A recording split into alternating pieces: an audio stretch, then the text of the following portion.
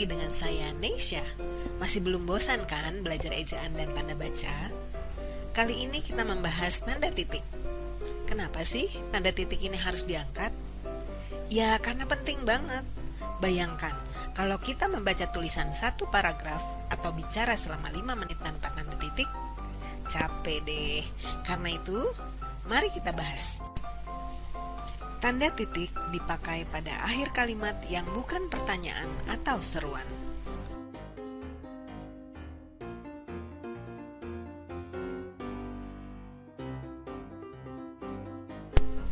Tanda titik dipakai di belakang angka atau huruf dalam suatu bagan, ikhtisar atau daftar.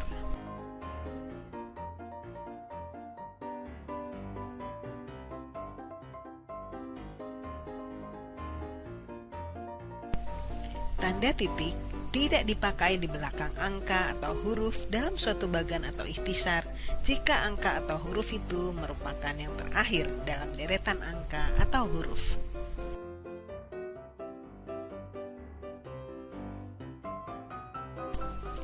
Tanda titik dipakai untuk memisahkan angka jam, menit, dan detik yang menunjukkan waktu.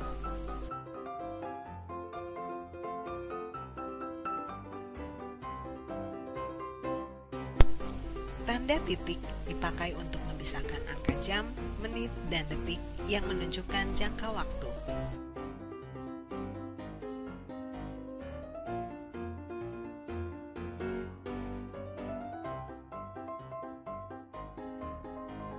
Tanda titik dipakai di antara nama penulis, judul tulisan yang tidak berakhir dengan tanda tanya dan tanda seru, dan tempat terbit dalam daftar pustaka.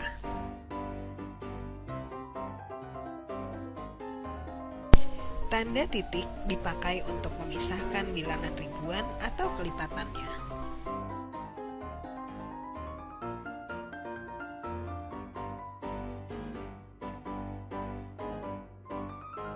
Tanda titik digunakan pada gelar kesarjanaan.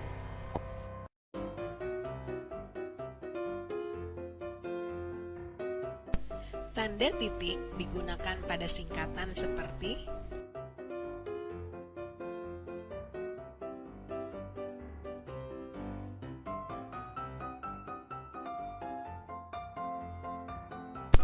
tanda titik tidak dipakai untuk memisahkan bilangan ribuan atau kelipatannya yang tidak menunjukkan jumlah.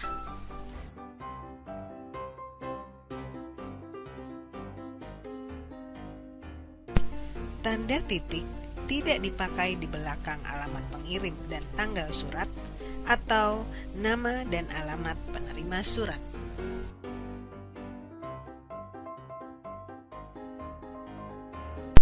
Tanda titik dipakai pada alamat surel dan situs web dan biasanya dibaca dot.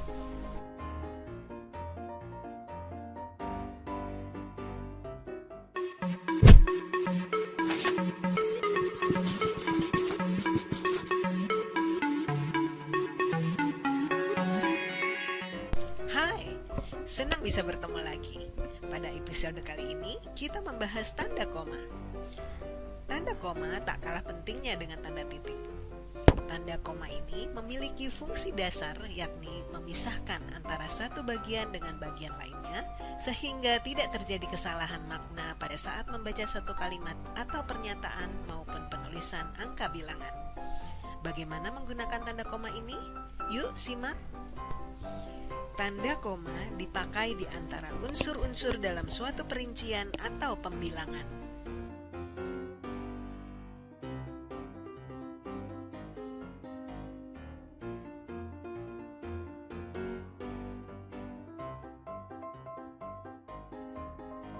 Jangan lupa menggunakan tanda koma ini pada perincian yang terakhir, misalnya di depan kata dan, atau, ataupun.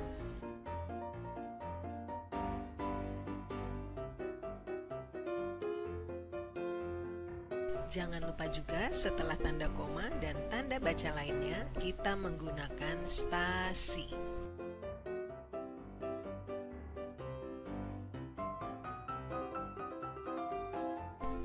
Tanda koma dipakai untuk memisahkan kalimat setara yang satu dari kalimat setara berikutnya. kalimatnya yang didahului oleh kata seperti tetapi atau melainkan. Tanda koma dipakai untuk memisahkan anak kalimat dari induk kalimat jika anak kalimat itu mendahului induk kalimatnya. Pembahasan mengenai anak kalimat dan induk kalimat, tunggu video berikutnya ya. Tanda koma tidak dipakai untuk memisahkan anak kalimat dari induk kalimat jika anak kalimat itu mengiringi induk kalimatnya.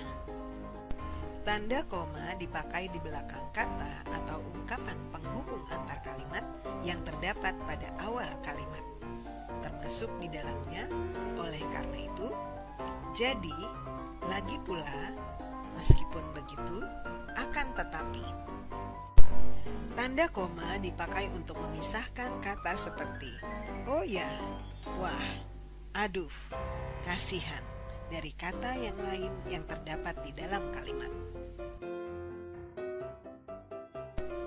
Tanda koma dipakai untuk memisahkan petikan langsung dari bagian lain dalam kalimat.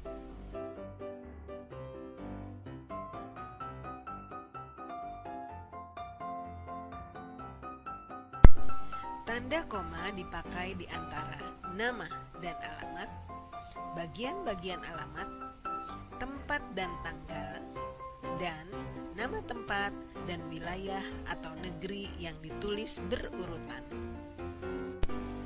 Tanda koma dipakai untuk menceraikan bagian nama yang dibalik susunannya dalam daftar pustaka.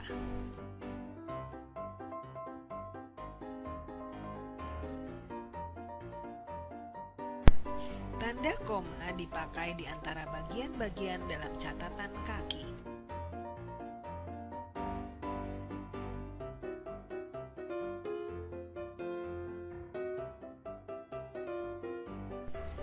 Tanda koma dipakai di antara nama orang dan gelar akademik yang mengikutinya untuk membedakannya dari singkatan nama diri, keluarga, atau marga. Tanda koma dipakai di depan angka persepuluhan atau di antara rupiah dan sen yang dinyatakan dengan angka.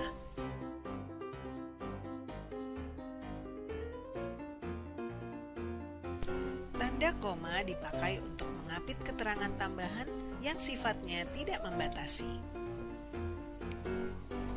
Di contoh ini, kalimat intinya adalah guru saya pandai sekali. Sedangkan Pak Ahmad adalah keterangan tambahan yang diapit oleh tanda koma.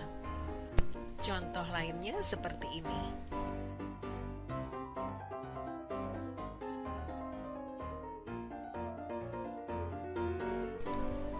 Tanda koma dapat dipakai di belakang keterangan yang terdapat pada awal kalimat untuk menghindari salah baca.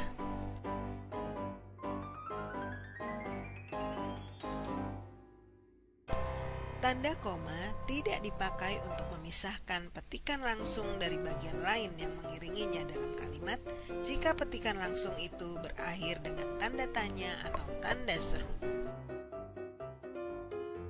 Demikianlah pembahasan kita kali ini.